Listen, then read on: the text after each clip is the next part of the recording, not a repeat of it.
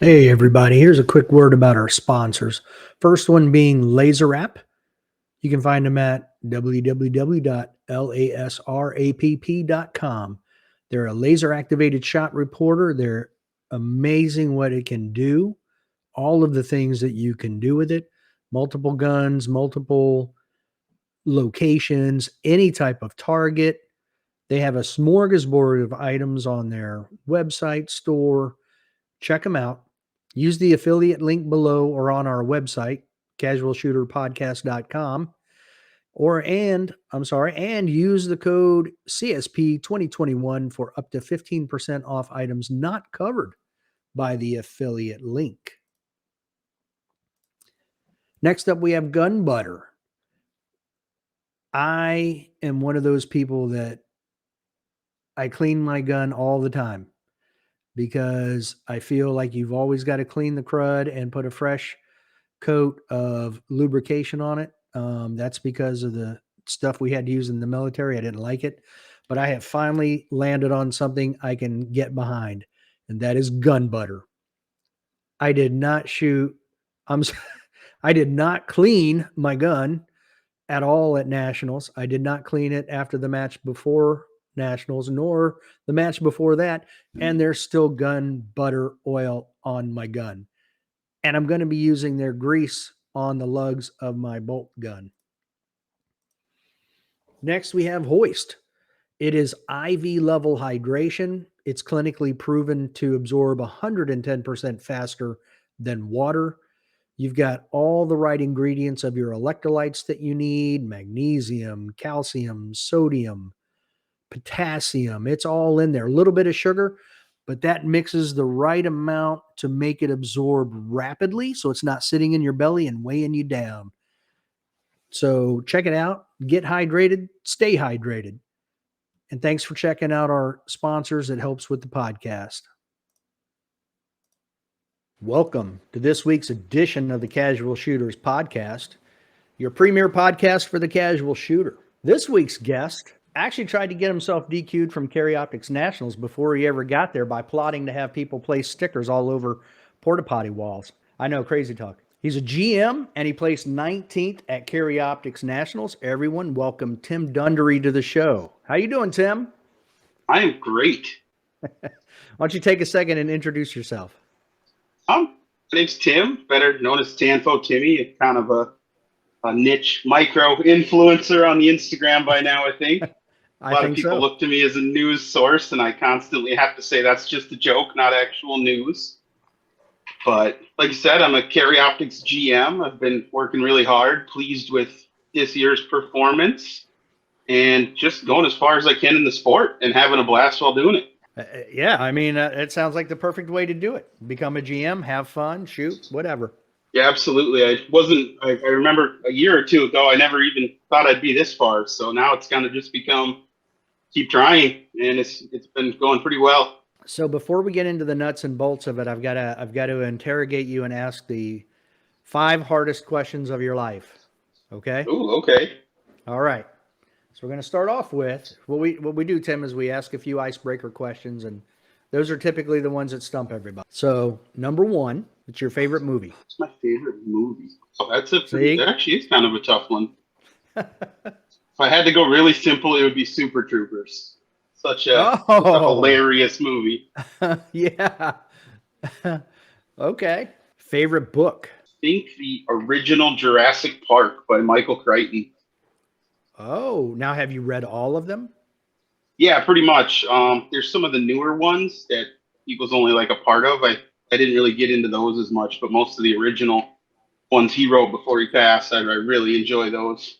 And how did the movie series follow the books?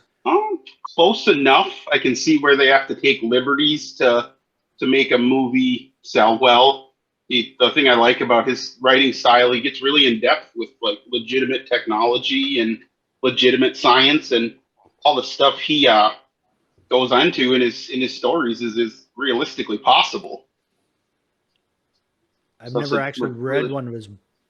I'm sorry. Oh man, it makes Jurassic Park the book makes the movie seem like a cartoon almost. It's really really great read. Yeah, I've only seen the movies. I've not read any of his books, so I'm not sure how he is as a storyteller or any of that.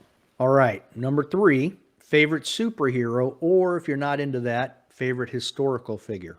Oh, I go historical figure, probably because I'm not too big into the superheroes. Or I guess if I had to pick a superhero, it would be like the Deadpool guy. I love everything that guy's up to. Those are That's funny few dude. superhero movies I've seen where the Deadpool and that stuff's hilarious. But maybe if we went historical figure, it'd be like Genghis Khan. I've actually recently figured out that my dad's side of the family, through that DNA testing and stuff, is originated from that area a long time ago. Kind of interesting.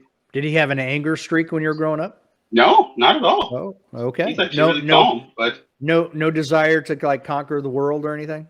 No, not quite. I mean, it seems to be a thing in my dad's side of the family. We're all very capable, but probably get bored too soon, too easy. Okay. You distracted, something else. Yep. All right. So your favorite gun and your favorite caliber, and they don't have to be married together. Just because your favorite gun's a 1911 doesn't mean you have to be a fan of 45. It's gonna sound like a plug, but it is the Tanfo. I just love everything about it. I like the original stock too. When I started shooting that, the hard chrome is just exactly what I love in a gun. Get the shiny hard chrome, and it fits my hands super well. Just really love how like timeless they look. And I'd say my favorite caliber, if I had to go goofy, is probably like 10 millimeter. You can do just goofy stuff with it. Made some like loads with like 125 grain bullets, just screaming at like 2,000 feet per second. Or you can do like a 220, 230 grain lead bullet doing like 1,000 feet per second. A lot of interesting things. That is interesting. I've not played around with 10 millimeter, so I wouldn't know. Now, have you by chance happen to do any ballistic testing with that? No, nothing like that. I've never got that in depth. I figure if it makes my hand tingle, it's gotta do well. But like, yeah, we always carried it for bear defense. I'm like, I could take 5 shots in my 44 Magnum or 15 with the 10 mil. So it's like, I'll go with the 10 mil. Okay. That would be interesting to see, though, the difference between a 200 grain bullet at 1,000 feet versus a 125 grain bullet going 2,000 feet per second. That'd be an interesting ballistic comparison. Oh, absolutely. I know we go with the heaviest bullet we can.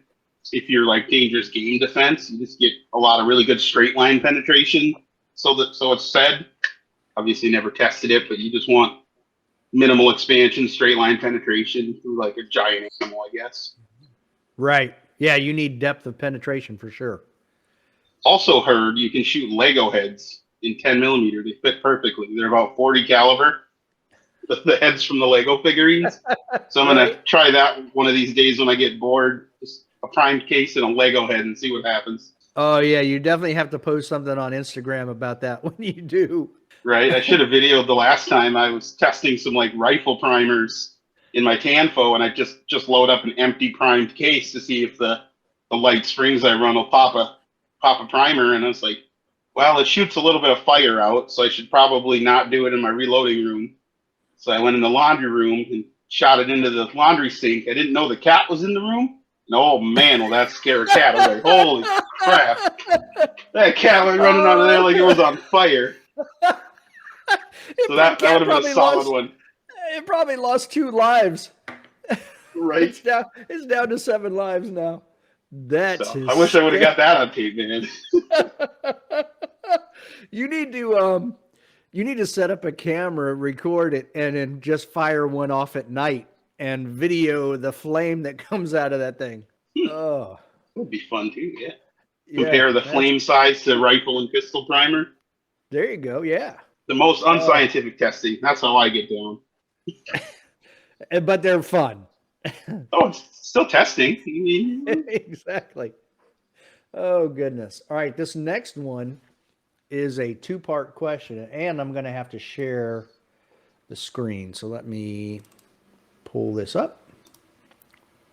All right. This is going to be funny. So I'll give you part 1 right now. So who does your memes? Do you do them, or do you farm them out to Bill Duda of Go Fast, Don't Suck? Bill can't hang with me. I do everything myself. Occasionally I do memes for other people too. Like I've told people, send me your ideas. Ideas are the hard thing to come by. I can turn any good idea into a good meme. It's the ideas for memes that get you sometimes. Absolutely. Now, the second part of this question is, how exactly did you get Kanye West to model for you? That was a picture that he posted on Twitter, and somebody just blanked out the paper. So all I had to do, I have a meme generator pro, I think it is. It's just a usable meme template, and you put your text right on there. That's pretty funny. That's a good one. I like that. Yeah, but it's just like, well, I'll do my diligence and tell people no stickers. So we'll go ahead and take way possible. There you go. We'll go ahead and take a minute in case there are people listening that don't know what we're talking about. What was it that happened that made you put this meme out about no stickers? And I mentioned it during the intro. You had received an email that if they find your stickers at nationals on the porta potty walls, you would be disqualified. Yeah, I'll kind of give you the quick summarization of the whole thing. So it started in 2021. I got some stickers made. I was like, oh, this is cool. I stuck a couple up inside the porta potties at my local range and stuff. I know the people there, they don't care. And some people saw them and it became, oh, this is hilarious. This is a funny joke. Okay, so I bring a bunch of stickers to nationals and I'm giving them to some of my buddies and stuff. And somebody stuck one or more up at nationals in 2021. And I got pulled aside and read the riot act, yelled at him like, I'm sorry, I didn't tell them to put them up there. I wasn't going to do it here because it's kind of a big stage. I wasn't doing that. And that was about the end of that. And then coming into nationals this year, it was like 2 or 3 days before I flew out, I get an email, a nice full page of wall of text from Troy, the DNROI, if anybody doesn't know, but stating that if any of my stickers are found, whether or not they can prove I put them there or not, I'd be DQ'd from nationals. And I thought that was pretty above and beyond. Like I learned my lesson last year. I haven't even hardly been giving any out. If somebody asks, yeah, I'll give them, but I'm not doing all that. And I responded as kindly as I could. I said, hey, I don't want to put any up. There shouldn't be many of mine floating around. I'm not even going to bring any. If you happen to find any, just let me know and I'll take them down. So nobody gets in trouble and we have a good match. Basically, it boiled down to me alerting my following to not put any stickers up of mine specifically. Yeah, that's what that picture was. So interesting. So I guess there was no incident. Everything was good. No stickers were found, and none of mine. So somebody, one of my buddies came up and told me there's a couple stickers of they gave you stickers at nationals, like the range, the match sponsors and whatnot. And somebody told me there was a couple in the porta potty by one of the bays we were on for our squad. And it's like, I can't miss this opportunity. So I went and scraped those off and posted a little video about that. Because I did buy a plastic sticker scraper on Amazon and brought that with me to nationals. I was wondering if you brought that with you, or I was like, how in the world does he actually have that with him? I totally brought it with. I was prepared. I spent way more money on way dumber stuff. Oh, yeah, I'm sure that would only cost you like $1 or $2. So any issues were avoided. I shot a pretty solid nationals. I was definitely happy with, and I know I left plenty on the table, so I'm looking to come back strong in 2023. There you go. There you are, peeling off the rangestore.net and an IWI sticker. That was good. Stickers found and eliminated. Yeah, I said I'm shooting a good match so far. I don't want to take any chances. That's right. Just got to have fun with it. That's what it boils down to. You absolutely do. So now, when did you first shoot a gun? Ooh, I've been shooting various guns most of my life. Kind of grew up, my dad's side of the family has a family farm about an hour away from my house. We always hunted deer and ducks and all that stuff there. I bought my first pistol, I think in late 2017. And I was shooting that. It was just a Glock 17. And I was like, oh, wow, this is fun. Let's just try to shoot faster and still hit the target. And I had no idea about any competition or anything. And at the price of ammo, even back then, I was like, this is kind of expensive. One of my buddies at work reloaded, so he kind of showed me the ins and out of that, and I got into it and We were shooting all sorts of weird stuff, buying 10 millimeters and stuff, because when you reload, who cares about odd calibers? And then I started listening to a couple different podcasts, and they're like, you reload and you don't shoot any sort of competition, you're doing yourself a disservice. I'm like, okay. So one of my coworkers is pretty big in free gun, and he actually brought me to my first USPSA match in like fall of 2018, and it's been all in ever since. They gave us a nice intro class, and they were like, it's kind of biased towards speed. That's how hit factor works. It's your points divided by your time. So if you can go faster, it'll usually pay off. And oh man, did I shoot a lot of mics in those first 6 or 8 months. I've been able to split the same the entire time. I've only now started hitting things really well. Okay, so your aim is caught up to your speed. Yep, that's a big help there. So that means you've only been doing this for 4 years, and you're GM. So how long did it take you to get to GM? I believe I made GM very early in 2020. Okay, so about 2 years, a year and a half. I have to look, honestly. I know it was right before I went to the Florida Open. I think that might have been that was 2021 then. Yeah, for like February 2021. I made master in the fall of 2020. And I was like, okay, I didn't really, I thought it was going to be a struggle to make master, and I made it here. And I just worked hard and really take in all the available information that's out there. There's just so much information, and if you can sift through it and work, you get there. And then all of a sudden I look and I'm like, oh wow, I'm 1 GM classifier away from making GM. And my indoor club set up TikTok, and I just burned that down. And then I was like, oh, cool, GM. And now I show up, and now you got to win a match to get anything, though. No more class wood for me, man. That's the downfall. Now, did you go to the Florida Open then in 2021 or 2020? 2021, I believe. I was there in 2020. How did you like it? The 2021, if we're thinking of this, whichever one, it was the last one Shannon Smith did. Yep. I think that would have been the last one. That was 2021. Yeah, 2021. Yep, that was the one. Oh man, that was a new world for me. I'd never seen anything quite like some of that stuff. The partial IPSC swingers at like 30 yards. Like 3 people out of the entire match shot that stage without a miss. It was crazy, but it really showed me. I squatted with some really good open shooters, and it was a big learning experience that really kicked off everything. My real drive to train that much harder and the kind of things that were possible. Yeah, he says he likes to set up that match to see how many people he can make quit. I could see it. It hurt. That was for sure. Yeah, I shot the one in 2020, and yeah, it was like, wow, this is a different game. Yeah, we're debating. I recently became like the president of my local USPSA club, I guess. And we were thinking about doing a level 2, but I'm like, I don't have a clue how that stuff works. So we're just going to keep it a big level 1, kind of like the Florida Open. And we're just kind of trying to decide on a theme, if we want to make it really, really hard, kind of Florida Open style, or I got a couple of good buddies that want to help me. They just like, we need a theme. Okay, let's sit down and work on that. So that'll be my first foray into anything big. And that's like May 6th and 7th in 2023. Danfo Timmy's crazy match. We'll find out. Is there anything that you find interesting that you're going to add in there for your own little spice? Maybe. I've learned a lot, of the thing I find I like in stages is just the little things, like where to put a difficult target in series with like easy targets. So if somebody's just going to shoot it the easy way, if somebody newer, B class, whatever, they're going to run to a position and shoot it all and move.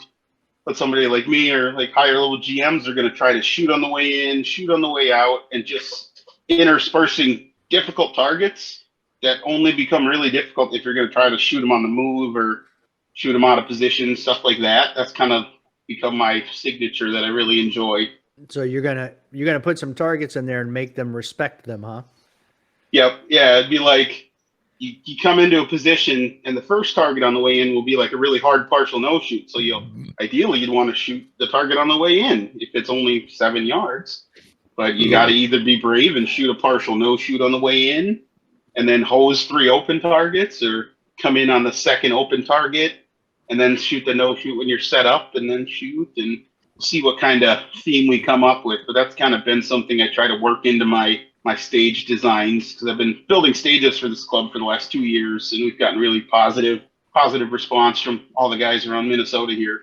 Okay, so you've got some experience already creating stages and whatnot, just not a whole match. Yeah, and I really draw. It helps. Like, I think I shot 12 majors this year, so I can draw from that kind of stuff. And yeah, I try to shoot a lot. That seems to be the next logical progression, is to get to those big matches and shoot against the best. And that's the way to get to be the best, hopefully. But I'll pull things off. Maybe I'll go back and watch match footage. Like, I really like this specific part of a stage, and I'll take that part of a stage and maybe build that, and then try to build around it, build other stuff, and take these ideas I see that are really fun and put those into bigger stages or small stages. From fall of 2018 until February of 2021, when you shot the Florida Open, what did your training look like to get you from brand new to the sport to GM? It's always been very kind of messy training. I probably say a lot. I need to put a lot more thought into it, more direction. I'm kind of the throw a bucket of bullets at it kind of guy. I shoot a ton. Like, I shot probably 45,000 rounds last year. I'm on. Wow. I got a little smarter this year. I'm only at like 30,000 on this year, maybe. Trying to be smarter with it, but it's just shoot a lot and take away honest feedback. You go to a match and you shoot it, and you look at part and say, oh wow, I was really bad at this one specific thing.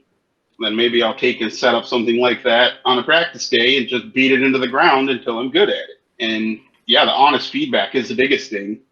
And just always be honest with yourself. And I was always trying to go faster. And sometimes you'll have to go fast to learn how to go fast. Like, and then you come into practice, and if you're shooting everything perfectly, you're going too slow. It's just plain and simple. I've always been biased towards speed, like I said from the beginning. So it's always been about letting my hits catch up and learning that sweet spot of, okay, I can't go to a match and just go as fast as I can. That'll never work. It'll just be a train wreck the whole time. And that's what I really focused on this year, especially, was kind of identifying that match mode at any specific stage. I was never like shooting as crazy as I could. Like, a lot of the stages I've done best on, I could look back and I could shoot it again and probably do just that well again. And it's always been about pushing that level of comfort. And I kind of developed that level of comfort just by shooting so much. And have you trained with anybody? Yeah, I've actually taken, I think, 3-4 classes from Ben Stoger. I really, really like his training style and his no nonsense appeal to things. That's really pushed me far. I took my first class with him was fall of 2019. So I was still B class when I took that class, and that really, really kind of put the fuel in the fire, and it went really crazy since then. And that was really eye-opening. When the biggest thing in those intro classes he kind of teaches you to be your own worst critic, effectively. He teaches you how to identify and feel when you're doing something wrong. They'll teach you the right way to do it and show you and get you to do it right a few times. And then you have to take that away and do it every time. And eventually you'll know what feels right and doesn't. And then it comes down to, at a higher level, it's just always pushing speed and maybe breaking down other people's videos a lot of times and just seeing some things. I'll throw a shout out to my buddy Matt Hempel, who's just a beast of a shooter. Mm-hmm. I'd say over last winter, I kind of started to talk with him a little bit, and I saw how fast he can transition, like just insane. So I really, really took that style and just ran with it. And like, I got to do that as fast. If he can do it that fast, why can't I? So I was just seeing. Did he give you any drills or any insight as to how he does that? Not really. It's just more or less going fast enough and making it work. You got to let your vision catch up. Yeah, it was never really any drills. It's just doing it until you're comfortable. I'm trying to find the best way to describe it. But like, take, for example, 2 open targets at 7 yards, and you want to put 2 on one, 2 on the other, and that transition as fast as you can. Do it 20 times and you'll notice you're going to drop a mic in between the targets sometimes. And the only way to like you have to allow yourself to miss, I guess, is where I was trying to start with. You're going to do it, you're going to miss, and then just try and identify what your gun's doing and how soon you can take your gun up after that second shot on the first target.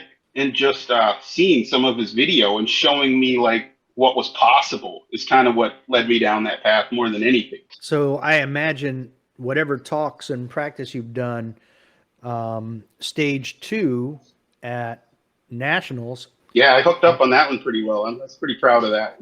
Because the reason I'm bringing this up is I imagine this is exactly what you were just talking about. And absolutely. I figured I'll go ahead and share it with everybody. And then you said all alphas. Yep.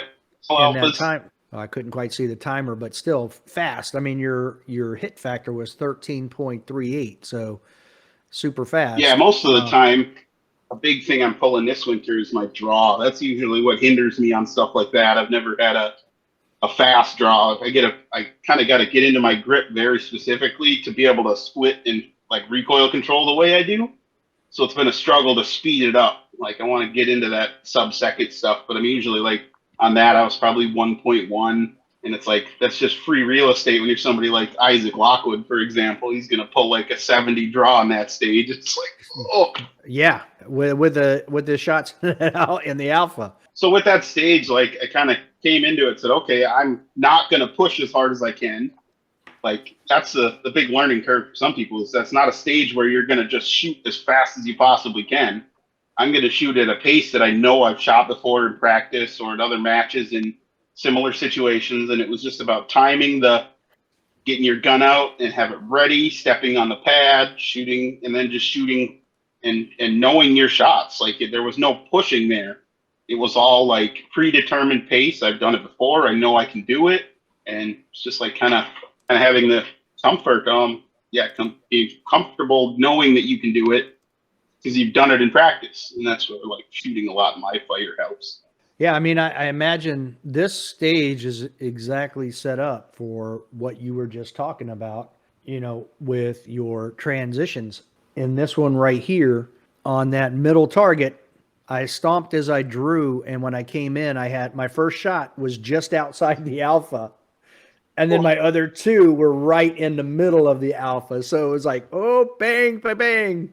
It's one of those where if you're not careful, like you were saying when you were practicing, you could have easily dumped one between the targets if you're rushing it. Yeah, it can become something like that. It becomes more of a mental stage too sometimes, just to not push beyond your limits. Because that's what they're drawing you in to do. They're like, oh, these targets are easy. They're close. They're fast.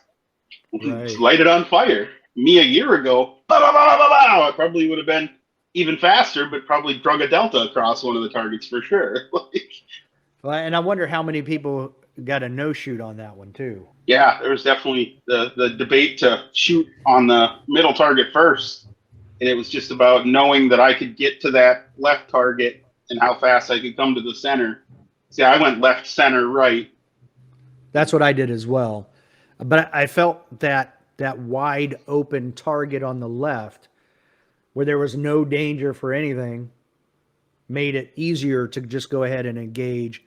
And it was a narrow transition, so you're not moving far. You'd mentioned Isaac Lockwood's bill drill, right? Yeah, well, that one, and did you see he just came out with a new drill last day, like yesterday, and I was like, yeah.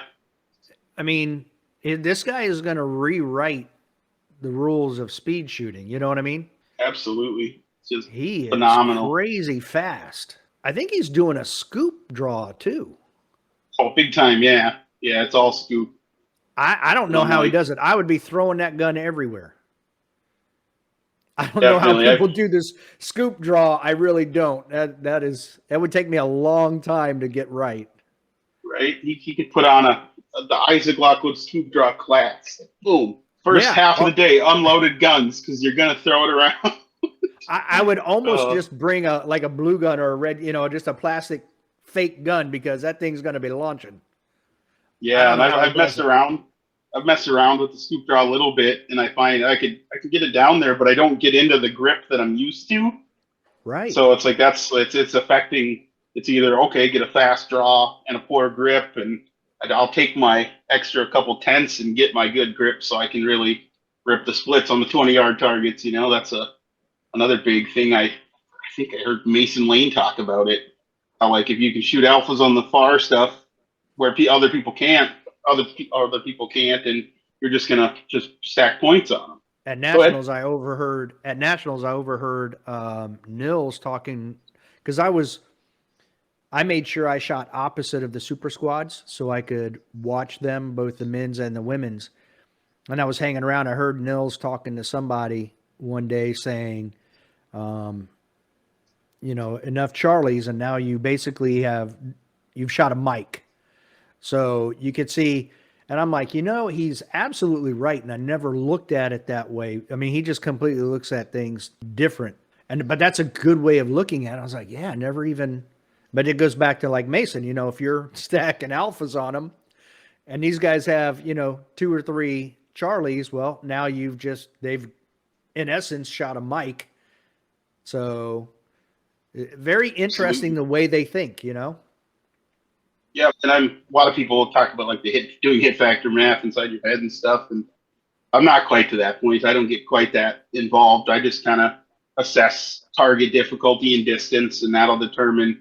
But I'm always looking at the alpha zone. Like in theory, no Charlie is acceptable. If you got a 5-yard target, yeah, I'm going to shoot it at basically max trigger speed, but I still want to wait till I have that appropriate sight picture. On a 5-yard target, it's going to be like a flash of red dot, but yeah, like when it comes down to your longer targets, your 25-yard targets, stuff like that, if you can work that more in practice, I've found, and really ensure alphas on those, statistically, most people are going to start dropping Charlies on stuff like that. So if you can have that be a strong suit of yours, I feel like that's a big step in the right direction. Now, you said you took 3 or 4 of Ben's classes, so I'm sure you've taken different ones and not just the same one. Yeah, the first one I took was just the practical shooting fundamentals in 2019, and then I did the PSTG Summit. I think it was in 2021. Okay. I went to that. I wasn't able to go to the whole thing, but I lived close enough that I was able to go for a whole day, and it was just phenomenal. And then this year I had Ben out for his advanced class for me and some of the other really good shooters around the upper Midwest here. We basically had all of the Midwest carry optics heat in that class, so that was pretty cool. The upper Midwest, at least. Oh, wow. And then I had so much interest in that I put together a fundamentals class that Ben and Joel Park came out and did at my local range in August, I think. Yeah, I think it was in August. So we had 24 people. Yeah, that was Whoa, yeah, I participated, wow. and yeah, I initially had Ben set up to come out, and I filled the class in like a couple days. And I know Ben and Joel work together a lot and do the PSTG stuff. Right. So I got in touch with Joel, said, hey, can you come out, and if I can fill a double class, you guys both come out, and filled it up, no problems. Wow. So yeah, I did participate in that class, and it was a little different being the class organizer, but that was okay. And it was definitely very valuable still to even retake a fundamentals class, because Ben will tailor stuff individually.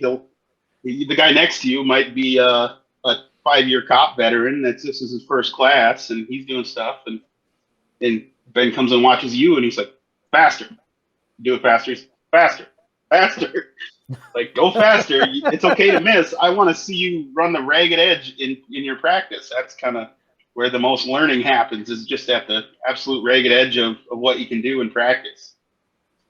Interesting. So and the reason I asked if you participated was, how much stuff do you think you picked up from that basic fundamental class, that you think you missed the first time? I paid attention pretty closely, but it was nice to have him identify what I was doing now. That's the real value add, I feel, for his classes versus somebody else that might be teaching similar curriculum, is that you'd be doing stuff like, oh, doubles. Like, I was fantastic at his doubles drill, because I've done a lot of that, continue to. And then we're running a drill where you kind of run up around the barrel, a little bit of movement, and it's an easy target and a hard target. He's like, you get really tense when you transition to that far target. And when you speed up, because I'm telling you to speed up, you get really tense and you start to push shots off and off. I'm like, okay, see, I never would have noticed that myself. That's something that's really hard to self-diagnose. So when you perceive your shot difficulty increasing, you can tense up, and then tensing up, your shots are going to be a lot more erratic. And yeah, but the big value add is just the personal time everybody gets in the class once you kind of get a handle on what you're doing. I noticed the first few stages at Nationals, it was like I had Alzheimer's. And I'm like, what in the world is going on? And I realized I was gripping the gun so hard to try to shoot it like an open gun so it wouldn't move. It would just come straight back and forth.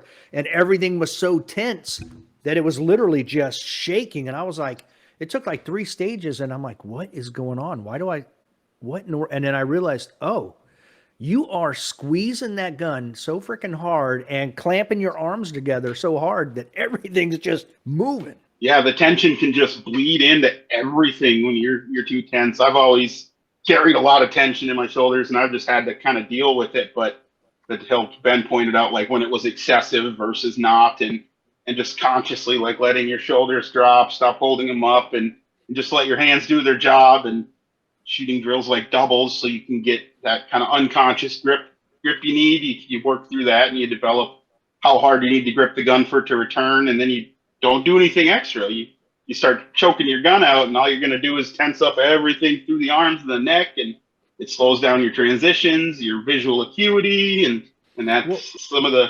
What are your thoughts? What are your thoughts on videoing your practice? And the reason I ask is I was thinking that I wasn't gripping the gun hard enough, like there was too much recoil.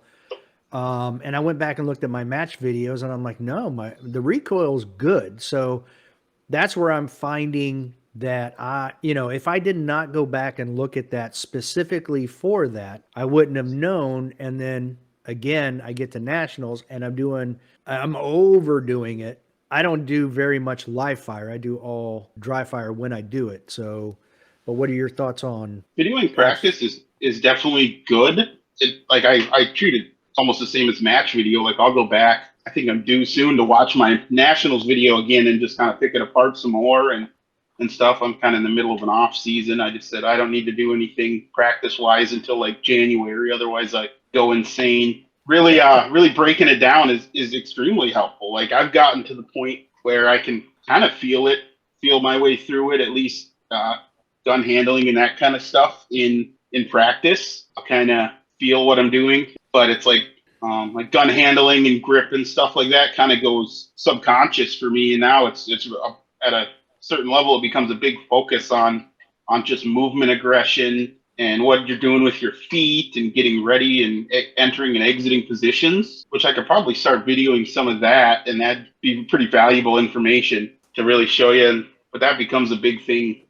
Like I was saying, when you're at the point where you could subconsciously shoot all the points, and now it becomes how do you just do it faster? Right. But video is a fantastic tool across the board. You just got to take the time and pick it apart and watch one specific thing, play it again, maybe watch something else. How are you recording your shooter's point of view when you're shooting these matches? I've got a Insta360 Go 2. Jumped on that bandwagon pretty early. So light. I tried to shoot with like a GoPro on a hat, and my hat would fall off. I run too fast, apparently. Hat falls off. Stuff like that. It's kind of surprising, but yeah, you have my hat start to come off at stage 1 at Nationals, and it was pretty hilarious. I had time because you're only strong hand only or whatever. So I reached up and pulled my hat down, and you can hear Luigi Lee. He was videoing for me. He says, "Top of the morning to you," which I never didn't know until I watched the whole video. I was like, "Oh, that's fantastic." Goodness. So that was a great squad to be on with that guy. I shot with him a year ago at Nationals. That guy's a riot. Oh, I love the guy. Never ending source of amusement. Yeah, exactly. That guy is an absolute riot. Now, couple of things you mentioned. Well, one I wanted to say, you've in just 2 years, you've shot 75,000 rounds. So I imagine, you're not worried about how tight you're gripping the gun and stuff like that. That's all worked out for you. But You mentioned an off season. Do you normally take an off season every year? Yeah, I found it starting last year. I took one. Like the year before, I really didn't, and that was okay. Didn't quite know, and now this year, like I really found, especially like my family deserves it too. We get some nice weather in the fall here, and spend as much time as I can with the kids and the wife and all that, and it's kind of just good for your mental sanity, and it really makes you fired up and motivated when you come back into it. Like, I shoot like a bi-weekly match indoors, just kind of for fun. Like what I'm doing right now with that is just going as fast as humanly possible. I don't care if I miss, I'm just shooting the gun as fast as I can. So kind of the only way to get faster is to go faster. So that's what I do there. Not really training wise, but the off season becomes pretty big, gets you motivated, and as you gives you a fresh approach. And when I get in, is this going to be a shorter off season because Nationals being in June?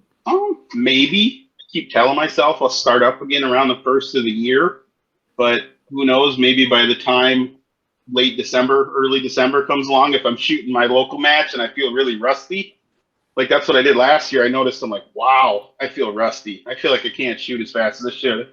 Things don't feel great. So that's when I got back into really practicing hard again, but just being more ammo conscious too for that. I might start dry firing again middle of December whenever it strikes me, but then once I get into the year, because of the early nationals, I'll hit it pretty hard in that February, March, usually because it snows here. It's the frozen tundra up here. It's terrible. So I mean, you're it's basically the southern Arctic Circle there. Yeah, we're South Canada, big time here. Yeah, for sure. But so I won't shoot outside again until late February, early March. So I hit the indoor range like when I start practicing again, like once a week, and I'll do 500 rounds a week and do doubles and anything I can do. I've got a great indoor range, stock and barrel. They let you draw from the holster if you take the class, and you can shoot as fast as you want. And if like nobody's on the second lane, I can roll 2 targets out to do transitions and stuff like that, and then hit the dry fire hard. Now, when you shoot the indoor range, are you able to collect your brass? Yep. They're really good about it as long as you're getting your stuff. You don't mind. It helps that one of the part owners of the range is the USPSA shooter, one of my good buddies. So yeah, that's a pretty awesome range to have. You said you shot last year's nationals. So are those your first 2, or did you shoot before that? That's my first 2. Okay, so you've only shot nationals at CMP then? Yep. What did you think of CMP first off? I don't have a lot to compare it to, I guess. Like some places it could use more bays. The split bay thing doesn't ever work too great.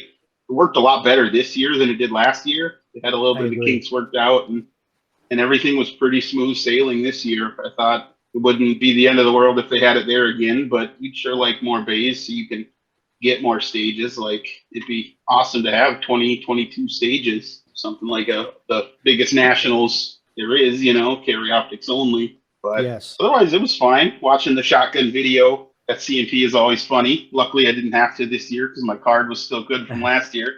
So was mine. So that was nice. I can't believe I found it in my reloading room. It's like, yes, I don't have to watch it again. It was still in my wallet. I was like, whoa, all right. Smart me. Yeah, so I'm totally with you there.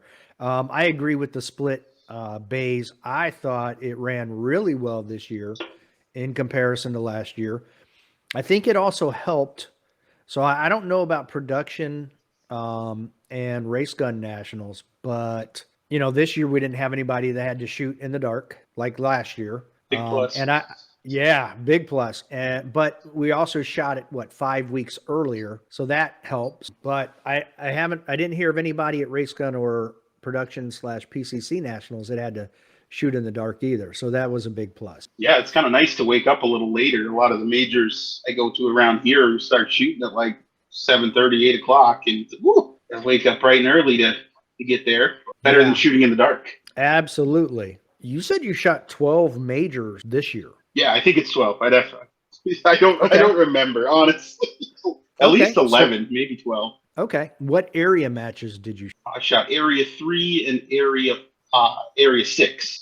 The one in North Okay. Carolina. Yeah, that was Area 6. So now, of all the major matches and ranges you've shot at, which one have you enjoyed the most? I'd say the size and scope of the Grand Island range is very nice. The weather's never perfect there, but it was actually really good this year.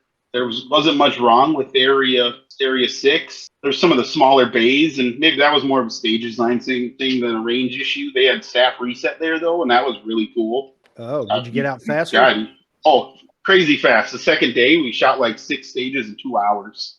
It was insane. Oh, I was like, this is nuts. We're done already. I could have flown out tonight instead of tomorrow morning. So if I get back to that one, I'll just probably shoot it in 1-day format and be able to save some vacation time. Yeah, I feel like, I mean, if it's a staff reset and you're shooting that fast, that's an easy match to shoot all in 1 day. Absolutely. Probably save 5 or 8 miles by not resetting when you're regular match. Yeah. Oof. Another one, I guess, I shot Dragon Stuff this year. That range is pretty awesome, pretty close format and everything, other than the heat.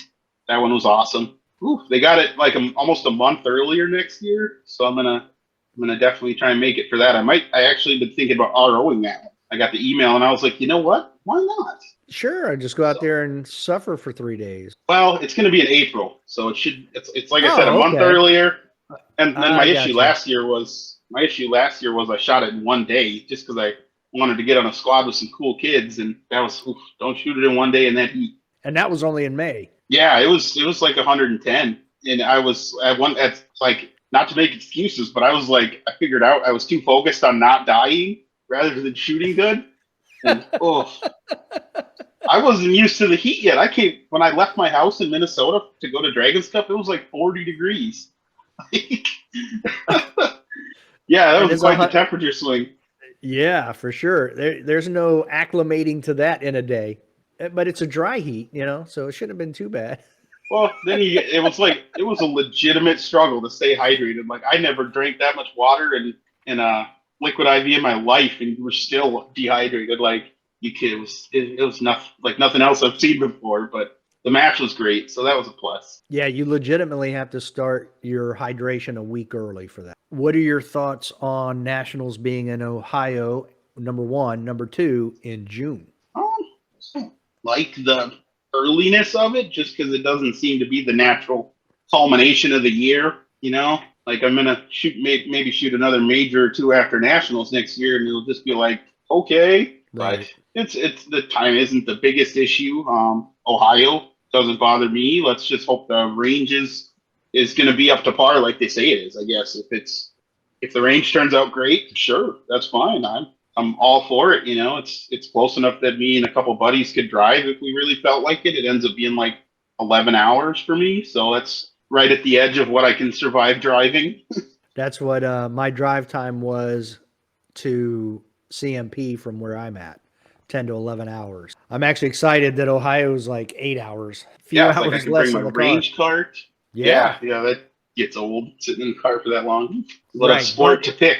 Yeah, but it's nice to be able to bring everything you want to bring, Definitely not struggling with the suitcase, and gotten pretty good at it. My last flight to nationals, I was like perfect. I knew exactly what and had everything dialed in, and was nowhere close to the weight limit on the suitcase. Now, you have shot Frostproof, even though it was the Florida Open, so you've shot around a little bit.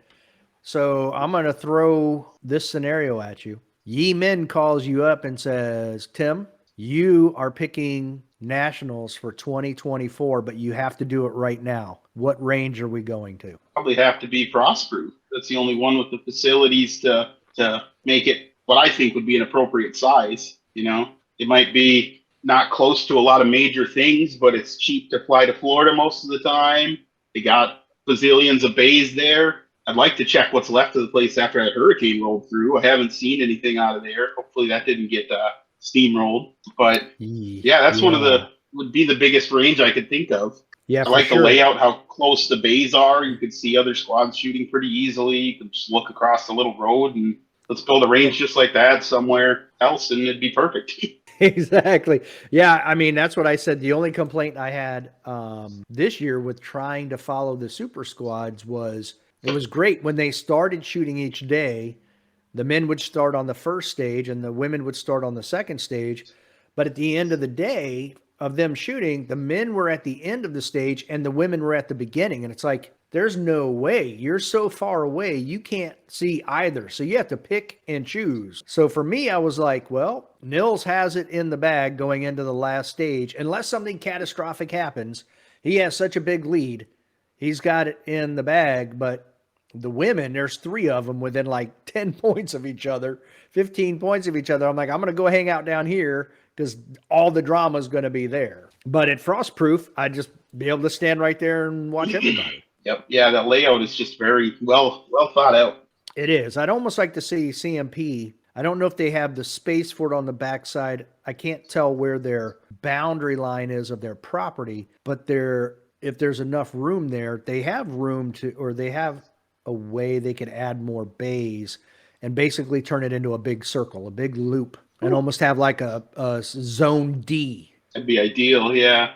Oh my gosh. Well, that, and then you got to go and you got to get the restaurants to stay open. Holy cow. Matt Hopkins and I were trying to get a bite to eat and chat a little bit Saturday night. It's like 7:30, 8 o'clock, and everything in Talladega was shut down. Everything. Yeah, I think we went somewhere Saturday night and we got there and they had 20 minutes till they closed. We're like, well, we still serve us? Yeah, it's crazy, but that's the South for you. Everything's a little different down there.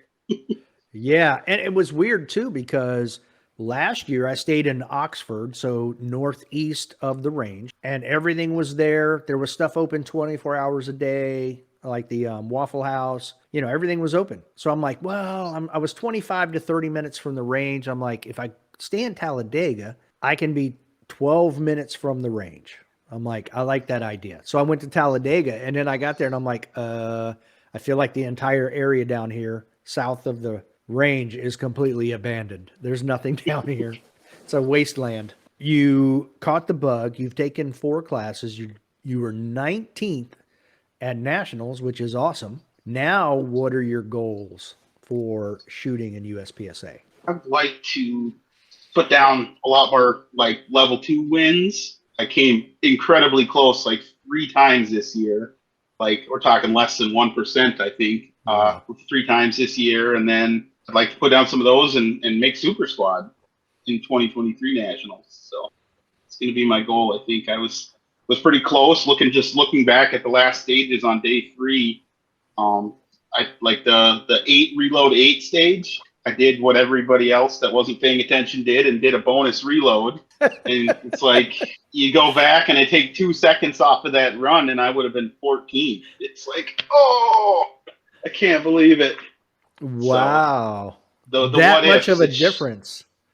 It was big. I was like, it was crazy. Yeah. And that was a lot of little things. Why do you think so many people did that? Oh, it's just so burned into your mental that get the reload, nail the reload, do a good reload. And so it was just 4 alpha, super fast, crispy, like sub-second reload. Oh no, 4 more alpha, terrible reload because it came from my second pouch, and then the other 8 shots. And I actually set that stage up. I tried to copy it at my local match early in October here and got redemption and just crushed it. So it's like, okay, I knew what I was capable of. Yeah, mental game at that point. Yeah, oh, absolutely. And I watched when the men's and women's super squad started day 1, that was Zone C was where they started.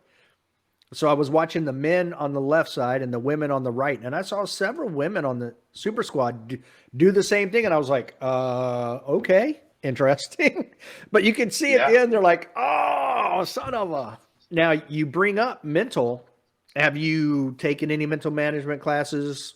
Tried reading any books? Tried talking to any sports psychologist? Anything like that?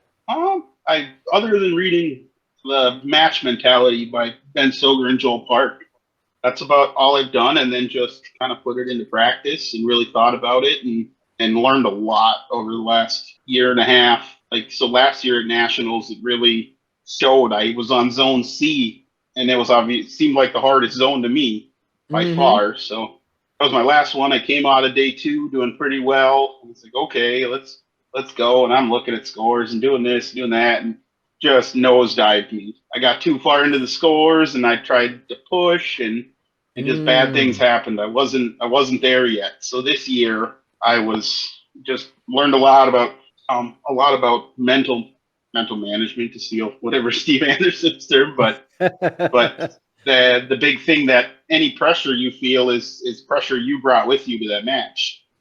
Like it's such an individual sport. When you break USPSA down, nobody's gonna, if your name's not first, nobody cares. Like they don't remember you, so it's all up to you. You know, the pressure you feel you brought with. Period. Plain and simple. So, and then it became about not subconsciously or consciously trying to push at matches. You should be shooting to the ability you have, and really not like, oh, I can push a little bit here, and maybe that might be a skill I'm working on developing too.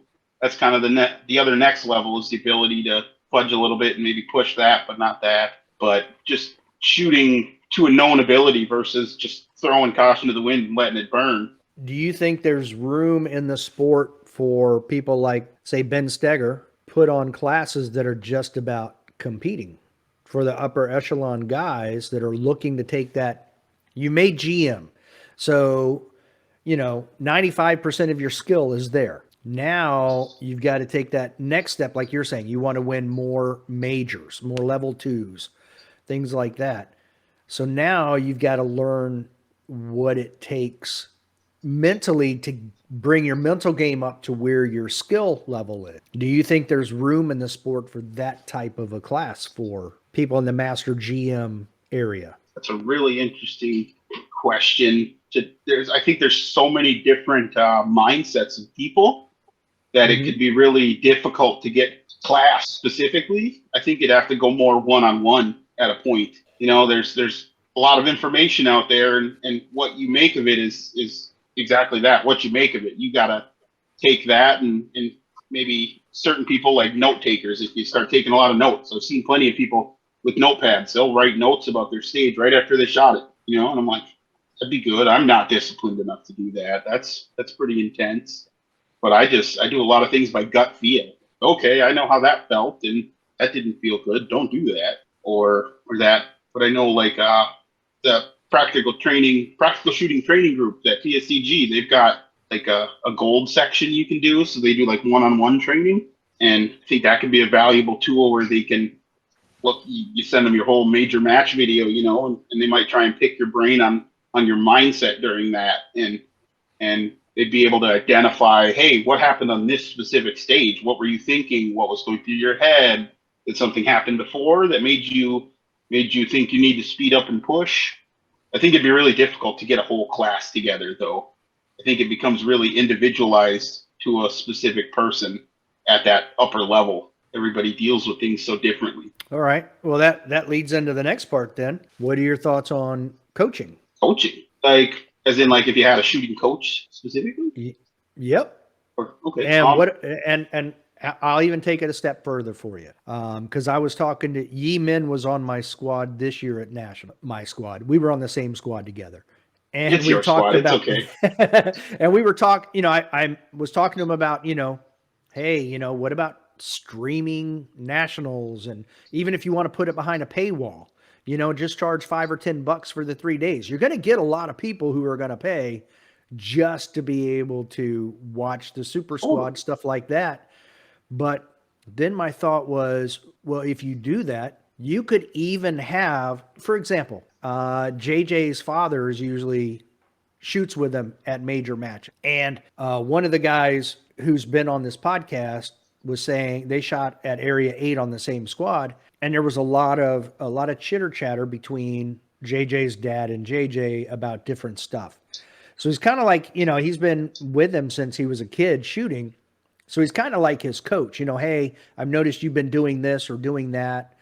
Now you get up into the higher levels, you're streaming it. Wanzik Kim said that, that first 3 years ago at Frostproof, at the end of day one, he was in the lead. He had no idea what to do. He didn't know what to think. It was like, oh my God, I didn't expect to be here. He was really like concerned. Absolutely. I know the feeling. Yeah. And I feel like, okay, what if you had a coach that could not necessarily talk you down, but keep you focused, keep you going, in the correct direction. And let's say Ben was his coach. Then Ben could literally watch him shoot the stages as he's doing it from Wisconsin. And at the end of each stage, actually talk to him for a couple of minutes about, what he did, what he saw, and keeping him level headed.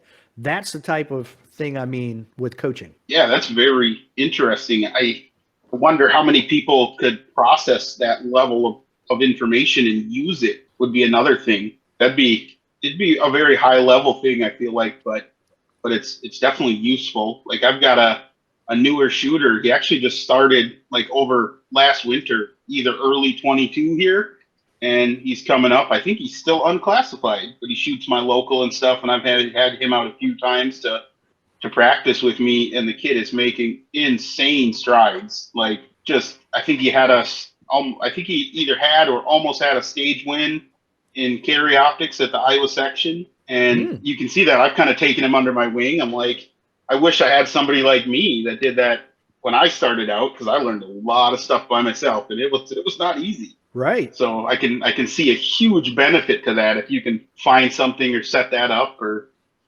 just the way to do it would be interesting. But I told him, I'm like, when you start beating me, I'm going to stop helping you so much. I'm like, whew, I think the day's coming. He's doing really well. But it's also benefited me when I'm like explaining an idea or something I saw him do wrong. It helps me understand it better sometimes by explaining it too. So it can really be beneficial for both people to kind of be a coach, I guess. So I think more people could look into doing that. Yeah, I mean, look at Tiger Woods. As great as he was at the height of his greatness, he still had a swing coach. And when he would start doing things wrong, he would be like, no, this is what you're doing wrong. This is how you fix it.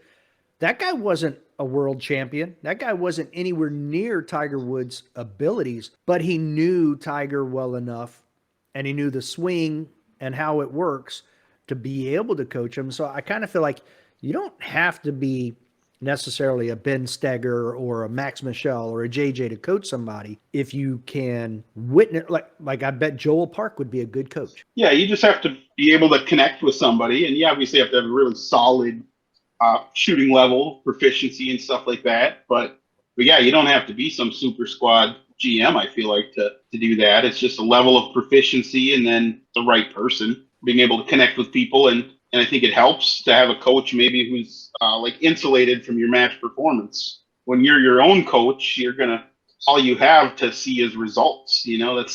That's the only thing you have sometimes. So that's a big one. That's why I think video is such a good tool, because you come out of it like, okay, this was my finish at the match. What do I got? I got all this video that I can look back on, and then it flashes you back, teleports you to that stage basically. And you're like, oh, I remember that was a really hard position. Yeah, the coaching idea is really interesting. Yeah, and I still feel like you can garner a lot of information from your own video, but it's still not the same as if I were to upload my video and you look at it and you go, oh, and you see things that I would not have seen just because I have some internal bias of the way I do things. Definitely. I mean, that's what Practical Shooting Training Group does. Are you very familiar with that? I am aware, and I've been on the site, looking around and stuff. So I'm familiar with it. I'll put it that way. Yeah, they've got like levels of membership. I stay just the bronze member, so I can see all the videos and stuff and talk with everybody.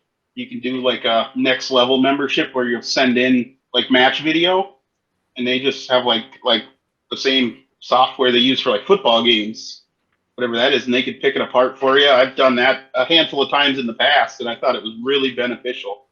So it's a lot like what you're describing, and I think that's a resource a lot of people can look into.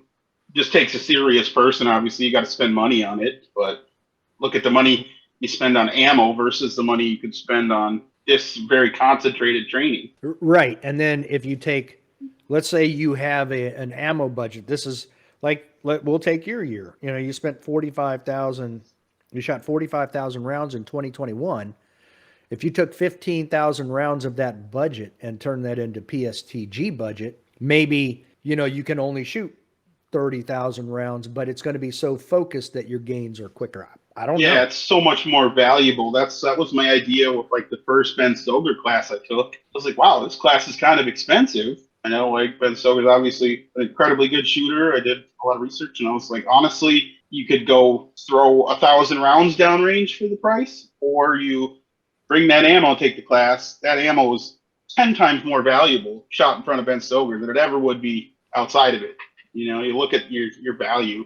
Now, do you have any IPSC goals? I would like to shoot some IPSC matches, honestly. Like, that's no real goals, but I'd like to get out and shoot some. I'd like to try to get down to Florida whenever the next one I can find down there is. Eventually get maybe over in Europe. I know I was looking into shooting something in Canada, but that might be difficult with their new handgun laws. So I'm not sure how that'll work.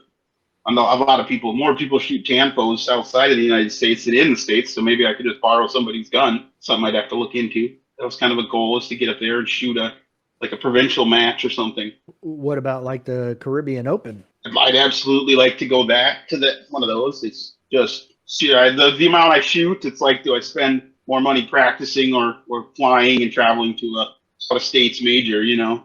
And I don't know. I mean, you said you have a wife and kids, so that obviously plays into it as well. So absolutely does. Yep. I definitely pushed my limits with 11 or 12 majors this year. That's for sure. Yeah, I can imagine. What's the age range of your kids, if you don't mind my asking? My son is 5 years old, and my daughter is just about to turn 8. The younger they are, the harder it is. Yeah, I miss them pretty quick, so it's always a hurry to get home. Mine are 20 and 22, so it doesn't matter. Take care of yourselves, right? Yeah, you know. I'm counting the days. I figure I got a couple more years of shooting good in me, and then my son will be older, and maybe he'll get into it. He already likes shooting. We were just out this morning shooting his 22. He's been big into that, so I'm pretty excited.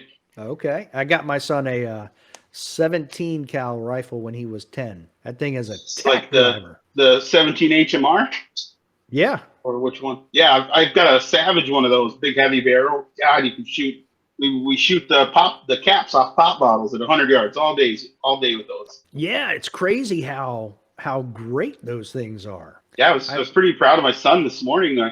Usually I put up a popper at like 15 yards for him, and I wasn't paying attention, and I just set the popper out, and me and one of my buddies were zeroing deer rifles because we're coming up on deer opener next weekend here, just double checking zero and stuff. And I set the popper out, my son's wailing on it.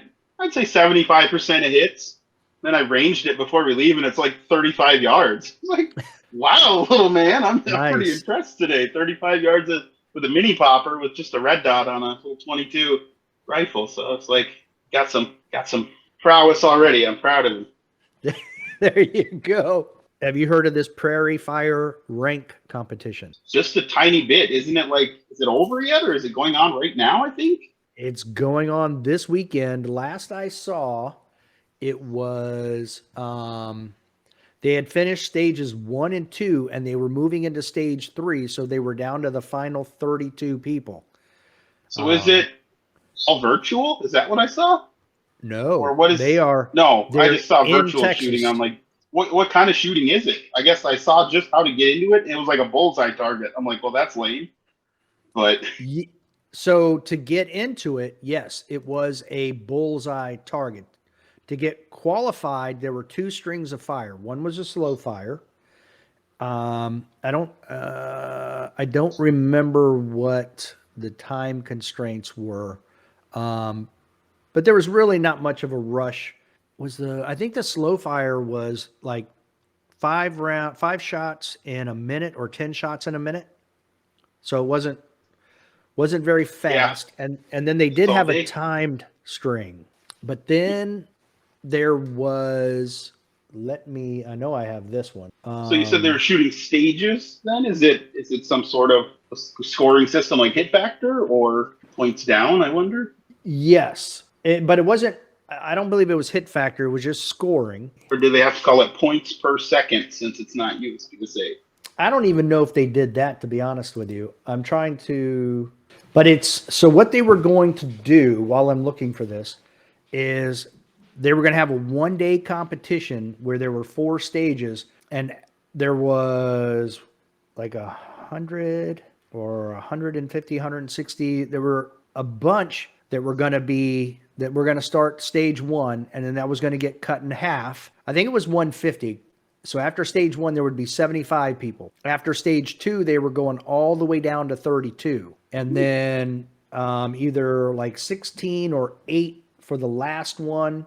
And stage 3, I believe, was a lot of head to head with some movement. So it was time, but you've got to hit everything. I think it was all steel too, and colored steel. So there were 3 different colors. You had to go to 3 different areas to shoot the different colors. So if you were at the red port, you could only shoot red steel. If you hit a blue or a yellow, you were disqualified and you're done. That could really introduce some strategy in the early part, like shoot good enough, but you don't need to do anything. And if it gets really a slim field, you really got to start sending it.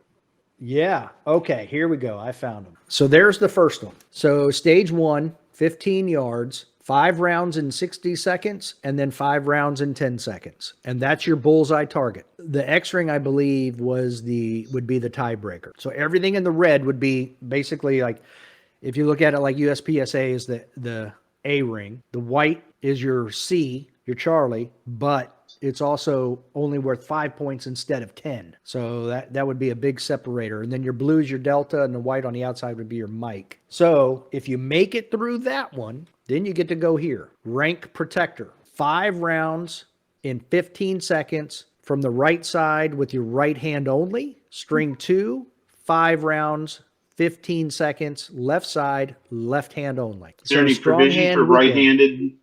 Oh, it's the same time. Okay. Right hand versus left-handed shooters. Yep, same exact time. So it doesn't matter.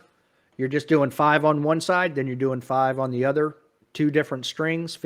So you have a par time. Yeah, this is like much, much more accuracy based. I'd say 15 seconds for 5 rounds. You got to get bullseyes to count, basically. So now you make it through that. You get to stage 3, rank duel. So you're loaded. Okay, that looks like a lot of fun. Yeah, so you're loaded with a 10+1, and if you look down here, one guy starts in that box, the other shooter starts in that box, and then this is where you're shooting from, this area over here, knock down all the steel, with the white mini popper being last. So the first one to knock down that white mini popper is the winner of the stage. And then this is where they get, so you only have 32 coming into this. And then I think they drop it down to 16. So there's $100,000 in cash. 50 grand goes to the winner. Yeah, 50 grand cash goes to the winner. The top 16 are automatically enrolled in next year's $1 million competition. Ooh, where does this money come from? That's what I want to know. But it's a brand new company. They've been together less than a year. They're trying to buy Front Sight right now in Nevada. And they have a range just northeast of Austin, which is where this competition is going on. Zero. Is there like a match? Zero. No? Zero. As a matter of fact, they had regionals, and like they had one here an hour north of me. I could have gone up there completely dressed the way I am now, and they would give me the gun and the ammo and the target, everything I need to shoot and qualify. Very cool. It's like the low barrier to entry. That's awesome. Now, here is stage 4 is called Gauntlet. Now, I took their page, and then I kind of put it in Canva and redid it to make it look good. But here you go. Guns loaded on the table, starting in the box. You start back here. Over here, let's say you're the left one, you go over here to the left side, you can only shoot the yellow. See the plate racks all the way in the back? You're shooting that from this port on this platform. Then you come over here. Now you have 2 more ports, a blue and a red. This is where, if you're shooting from the high port that's blue, you can only shoot the blue steel. Then the red's the red. And then over here, you shoot all these little plates, and then the first one to knock down the mini popper wins the stage, and the other person gets knocked out. Very interesting. It's like Steel Challenge and USPSA kind of stuff together. The beginning seems a little weird, like I don't really like the bullseye targets, but this part, especially head-to-head, is really interesting.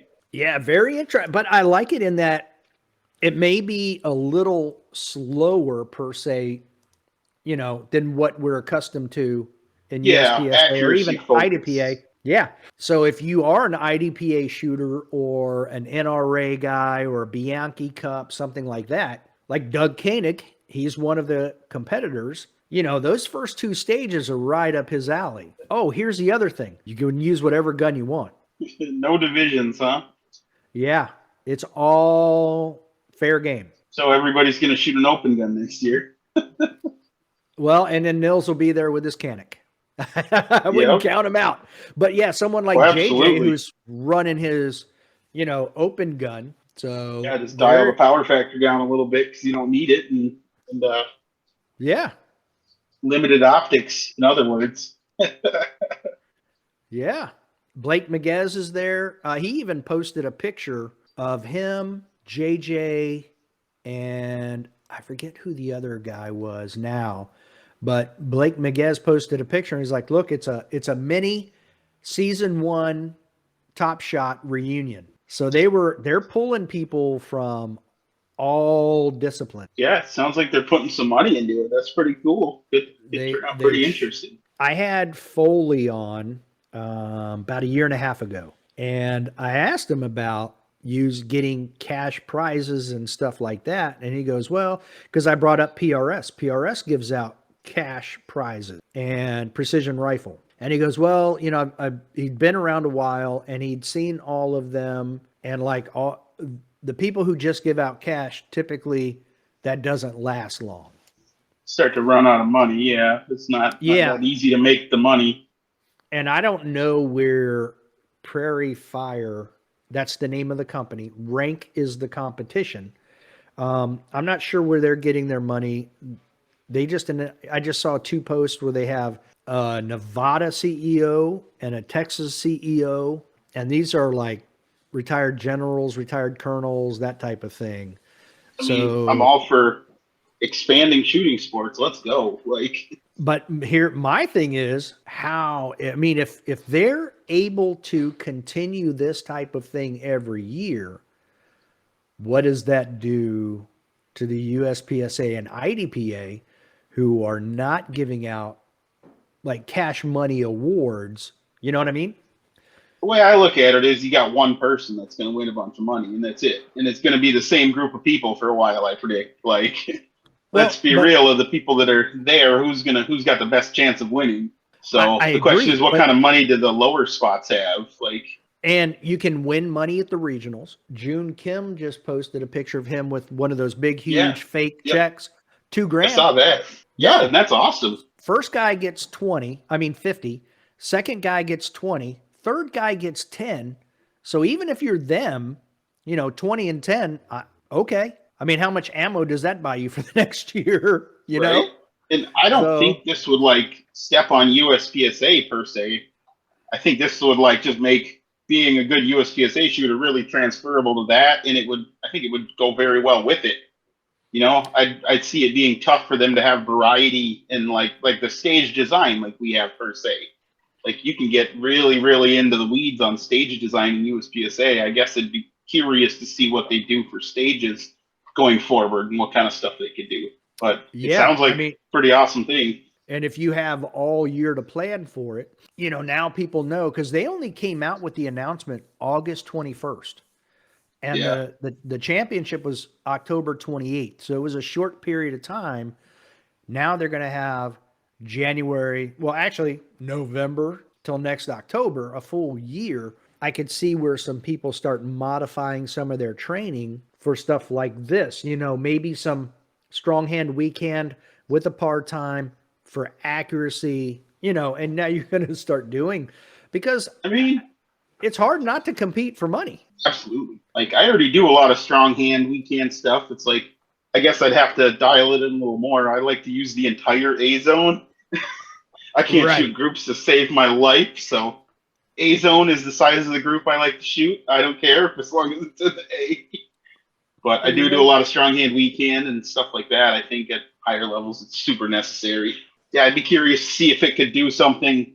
Obviously, with that kind of money on the line, you're only going to have an event once a year. So it's I want to shoot a major once a month if I could. So it'd be tough to see the money like that. But to have something to lead up to, that's kind of a second discipline to do, I wanted to, they've added a bunch more videos. Oh, it looks like they may have completed it. It'll be interesting. I'll get there in a minute. So I'm going to share Julie's video real quick here. And it's very short. And the only reason I'm doing it is to show you basically to show you the size of the target. Not super small, not the size of a USPSA target either, A zone, but all right, so here we are. And I'll pause it when we get there. So she was posted a video for prairie fire. It's a decent size bull. Yeah, it looks like about a V8 size, like, you're staying pretty close to the standard V8. And they have it right on their website, so you can print it off and practice with it, or you can even video or film yourself shooting it at 15 yards and then submit it virtually, and it gets added in, and then you can get selected that way too. So you don't even have to go to a competition to be selected to go to the final. So very, very interesting. Let me see if I can. It's not a small target, not a huge target, no A zone, but you're also not shooting, you're also not at nationals shooting 6 targets in 4.5 seconds. Yeah. It's a very interesting middle ground. Like, you can get speedy with the steel, but in that beginning stages, you really got to be accurate. And like, that's probably one thing I'll dip into. I like to dip into when I start up for the year is shooting groups. Like, I've never been a good group shooter, so it's always pain and torture to roll a B8 out to like 25 yards and try to put them in the 10 ring, Yeah, it doesn't look like I don't know if they have something maybe on their website announcing if someone won or not. But I mean, they've got a lot of people. Lanny Barnes is one of their spokespeople and other stuff. So it's interesting. I think it could very well be a game changer in the pistol marksmanship competition arena if they're able to continue this year to year. Yeah, I'd like to see how if they can continue. Like the bullseye target makes it really like, you're not going to get the same adrenaline like you get in a USPSA stage. So you got to make it through that bullseye portion to get to the kind of the steel and the big adrenaline. And like, no, I don't like standing and shooting anymore, so it's like, that'd be tough. Something to try out though, and see how easy it is to move on and whatnot. Just the initial draw would be tough potentially. I feel like a little bit of, it goes beyond what Ben and Joel will call practical accuracy, Yep. Yeah. So going to have to definitely be able to shoot groups. And if you can do that, then you should be now do it strong hand, weak hand. And I think there are plenty of shooters out there that can. I think it's could definitely be a game changer. Well, Tim, that's what I've got for, actually, no, I have one last question for you. What does your make ready look like? So when you're at nationals or you're at a major or whatever, and the RO says, make ready, what does that process look like before the beep? So I'm going to draw the gun. I will just like sight picture to check that the dot's the appropriate brightness. I learned that one like 2 years ago when I didn't have it bright enough because the sun came out in between stages. All of a sudden you can't see your dot on a white piece of steel. Shooting blind. That was terrible. But check your dot brightness, and then I will, if I'm able to, and you can see most of the targets, I'll do kind of a quick visual sight picture, especially on my first targets, my appropriate confirmation. And if I'm able to, I'll just visualize, even close my eyes, basically every target in the stage, and then load the gun in the holster. And I start my hat camera, take a deep breath, and I just about into the position and maybe visualize one more time if it's a particularly tough stage, and then I just assume the position. Okay. But yeah, like the visualization is pretty key. Like I've gotten to the point now where I try to visualize how I'm going to be coming into a position, like not so much, okay, A zone, A zone, A zone. Now I'm like, I want to look to that spot on the ground. I'm going to come in there. I want to be shooting this target before, like on my way in. And it's like the more visual and the more you can program, by far the better. So that's definitely something that you really have to try hard, and it's a steep learning curve. But programming what to do with your feet and like appropriate splits and appropriate sight picture on every target. And how much time are we talking? 35, 40 seconds generally. not terribly long. I've never been a super long make ready. I can go through it pretty quick. Yeah, like it'll be a minute tops usually, and yeah, I'm not going to go through it any slower than I'm going to shoot it. Like, why would I visualize going through it in slow motion when I'm going to shoot it as fast as humanly possible, you know? Well, and it's funny you say that, because Jacob Hetherington and John Browning of the Army Marksmanship Unit, both, when they visualize, they run through it as rapidly as they can in their head. And if they can't do that, then they know that it's not embedded well enough. Absolutely. Yeah, like, shouldn't limit yourself like, oh, bang, bang, bang, bang. No, I'm like, I'm going to briefly look at that target, whip to that one, and yeah, definitely run through it as close to real pace as you can. Well, that's what I've got. Was there anything that you wanted to add, or anything you feel you need to clarify that we talked about that we didn't? No, pretty much an open book. I thought we covered everything pretty well. I really enjoyed being on the podcast. Awesome. Well, I appreciate you coming on for sure. And I hope we can at least run into each other at Nationals next year. Yeah, I mean, I definitely got my sights set on 8 or so majors next year for sure. So okay, try to get out the Dragons Cup. Like I said, I'd probably be ROing that one, so that'll be a fun one. Yeah, I'm gonna have to make that one of these years. I don't know if it'll be next year, but they're working hard to be the premier match. Last year was pretty good, so we can get slightly better weather. I think it'll really be up there. Yeah, I've heard nothing but good things. Well, thanks again, Tim. I appreciate you coming on. Absolutely. Thank you. Until next time. Don't be a little bitch. Yeah.